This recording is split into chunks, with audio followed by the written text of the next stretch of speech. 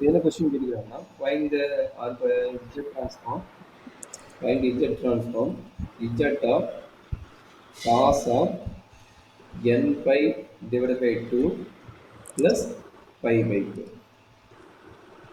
So இந்த மாதிரி question வந்து எப்படி போடுவீங்க z transform எப்படி கண்டுபிடிப்பீங்க cos of n pi by 2 plus n pi by 2 plus cos.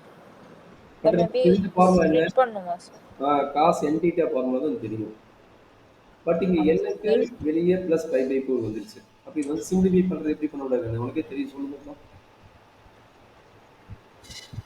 cos a cos plus b formula a plus b sir.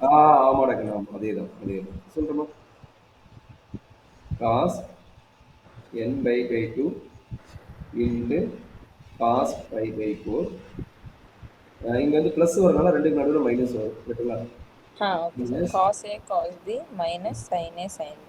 அப்ப என்னது n pi by n pi by 2 into cos sin sin pi by 4.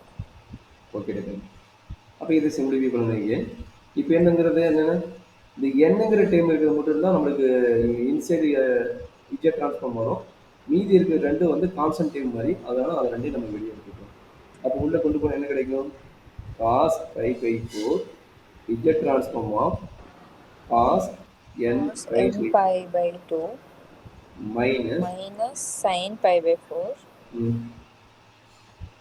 into z transform of sin n pi by 2. Okay அவ்வளோதான் இப்போ இது submit பண்ணால் வேலை முடியுது அப்போ என்னாச்சு cos pi by 4 வந்து 1/√2 கரெக்டுங்களா ஆமாம் சார். இதனோட ஃபார்முலா என்ன ஃபார்முலா எழுதி அப்ளை பண்ண போதும் ஸோ இது வந்துட்டு cos n theta ஃபார்முலா தானே சார்? n theta theta இருக்கிறது pi by 2 ஸோ அப்போ வந்துட்டு காஸுக்கு வந்துட்டு z into z minus cos theta divided by z square minus 2z cos theta plus 1. So z into z minus cos pi by 2 minus cos pi by 2 divided by z square minus 2z cos pi by 2 plus 1 minus 1/√2. இதுக்கு வந்துட்டு delta z sin pi by 2 divided by z square minus 2z same as z square cos pi by 2. அப்ப என்னாச்சு இது 0 ஆயிருமா pi by 2 இந்த time cos pi by 2 ஆமா sir இந்த time அங்க டினாமினேட்டர்ல அது 0 ஆகும் இது 1 அது 1 சார் அவ்வளவுதான் அப்ப என்னாச்சு 1/√2 to z divided by z square plus 1 minus 1/√2 into z by z square plus 1. Sir அப்ப ஆன்சர் 0 வா?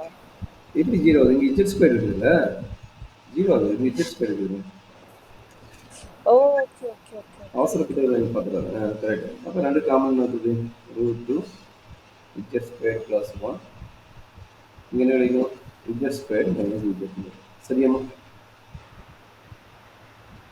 Okay sir so z square minus z √2 into z square plus 1 okay sir அவ்வளவுதான் காமன் டினாமினேட்டர் நம்ம